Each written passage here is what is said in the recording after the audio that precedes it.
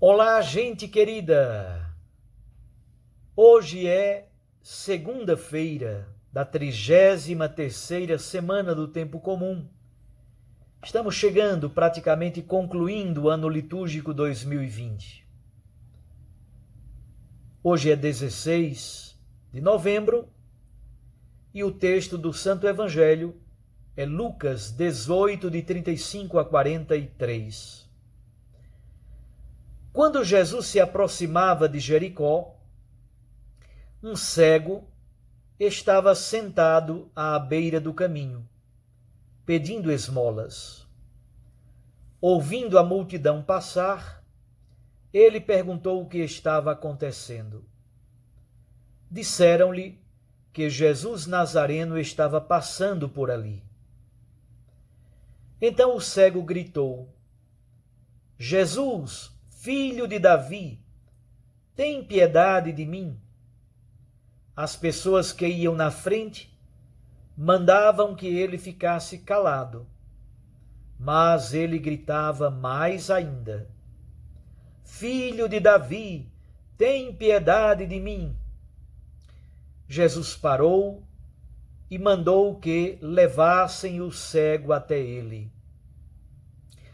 Quando o cego chegou perto, Jesus perguntou: Que queres que eu faça por ti? O cego respondeu: Senhor, eu quero enxergar de novo. Jesus disse: Enxerga, pois, de novo. A tua fé te salvou. No mesmo instante, o cego começou a ver de novo e seguia Jesus, glorificando a Deus. Vendo isso, todo o povo deu louvores a Deus. Palavra da salvação. Glória a vós, Senhor. Minhas irmãs e meus irmãos, em Lucas capítulo 9, versículo 51, começou o longo percurso da subida de Jesus a Jerusalém. Isso só termina em Mateus 19, 27. Jericó praticamente é a última etapa desse caminho. Jericó é uma cidade que está embaixo, na depressão do Rio Jordão, e era esse o percurso que muitas vezes os galileus faziam para virem a Jerusalém. Desciam da Galileia até o vale do Rio Jordão, depois desciam todo o vale do Rio Jordão, chegavam a Jericó e de Jericó subiam a Jerusalém.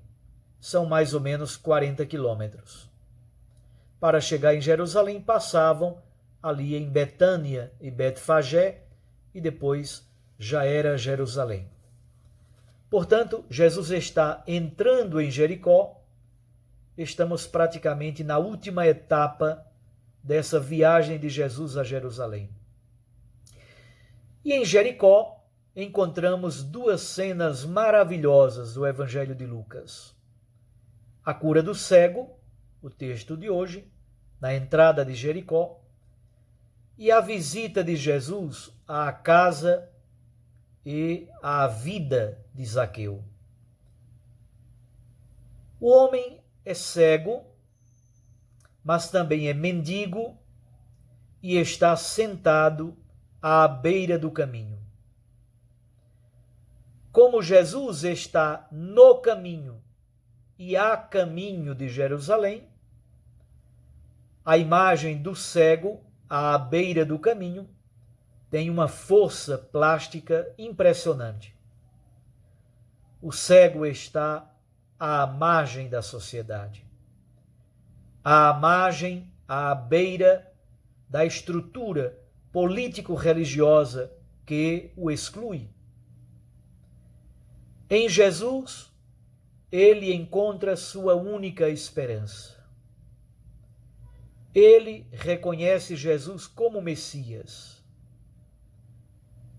Isso contrasta com a verdadeira cegueira dos discípulos de Jesus que vão à frente e que querem cada vez mais afastar o cego de Jesus. É interessante. O cego consegue enxergar. Aqueles que pretensamente veem não conseguem ver. Na verdade, o texto do Evangelho de hoje é uma profunda catequese batismal. O modo como o cego inicialmente se dirige a Jesus revela a sua expectativa messiânica. Percebam que no versículo 37, o cego tem a notícia sobre um tal de Jesus Nazareno. Certamente ele já ouviu falar nesse tal de Jesus Nazareno. Mas no versículo 37, Jesus é caracterizado apenas como Jesus Nazareno. No versículo 38, o cego grita a Jesus, agora chamando-o de Filho de Davi. Jesus, Filho de Davi. Como sabemos, o Filho de Davi é um título clássico atribuído ao Messias pelos judeus. Jesus não aceita este título de bom grado.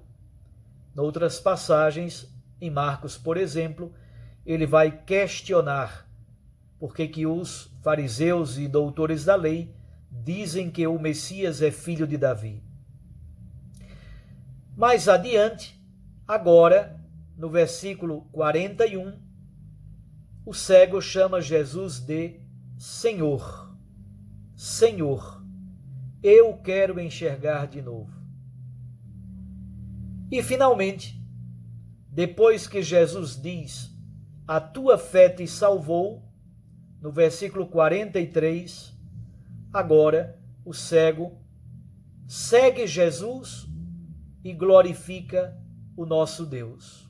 Não somente ele, todo o povo dá louvores ao Senhor. Percebam o itinerário, o processo catequético, o processo gradativo de descoberta profunda da identidade de Jesus. Vamos então arrumar um pouquinho isso que eu acabei de dizer. Vou simplesmente sintetizar o que acabei de dizer. Então, no começo, a fé deste homem cego é revelada ainda de modo imperfeito. A sua expectativa messiânica é imperfeita. Ele imagina que Jesus seja o Messias, filho de Davi. Era esse o modo como muitos em Israel esperavam o Messias.